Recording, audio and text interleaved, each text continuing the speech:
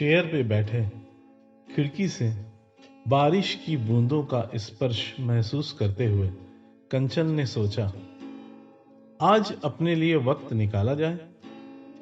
उसने उस वक्त को थामने की सोची। थी ही ऐसी बात उसके मन में जो उसे उसी वक्त पूरा करने को मजबूर कर रही थी।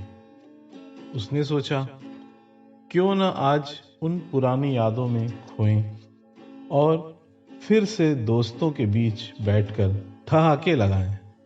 उसने अपने सभी सखी संबंधियों को फोन लगाया, लेकिन किसी ने जवाब नहीं दिया। तब उसके मन में यह ख्याल आया, क्यों न आज सारी बातें मैं अपनी डायरी से करूं, जो मुझसे ज्यादा कुछ नहीं चाहती, बस मेरी एक नजर और मेरी उंगलियों का स्पर्श चाहती है। उसने अपनी कलम और डायरी उठाई और बालकनी में बारिश की बूंदों को निहारती वहीं बैठ गई। न जाने उसके दिमाग में क्या चल रहा था, किसकी याद में थी, लेकिन उसने मन बना लिया था कि आज वह अपनी कविता लिखकर ही रहेगी। उसके जीवन में हमेशा से एक कवित्री मूल रूप से रह रही थी, जिसे कहीं ना कहीं वो भुला चुकी थी। सामाजिक बातों में वो इतना खो गई थी कि उसने खुद को ही पहचानना भुला दिया था। लेकिन उस दिन एक कविता ने उसके मन को झकझोर दिया था। उस कविता की पंक्तियां थी, जब पद पढ़े किसी वक्त की ओर, जब पद पढ़े किसी वक्त की ओर, तो उस वक्त को अपना बना लेना। जहां तक तेरी नजर बढ़े वहां तक अपना समय बना लेना।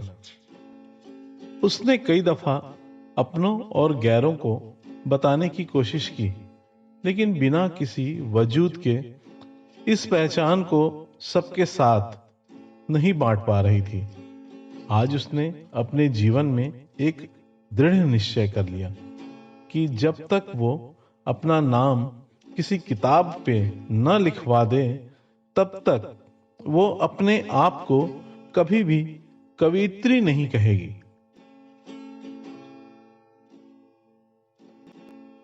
वक्त चलता रहा, उसकी मेहनत भी रंग लाने लगी। उसकी मेहनत उसके दोस्तों को, उसके परिवार वालों को दिखने लगी। उसने अपने मनोबल से खुद को आगे बढ़ाया।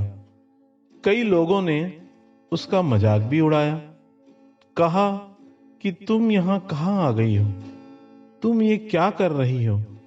लेकिन उसे पता था कि उसके कार्य का सफल परिणाम सबके समक्ष होगा। उसके निर्भीक और सकारात्मक सोच से वो अग्रसर हुई और एक दिन उसकी सबसे पहली पुस्तक प्रकाशित हुई। उसकी पुस्तक का प्रकाशित होना उसके लिए एक नई सोच की राह थी।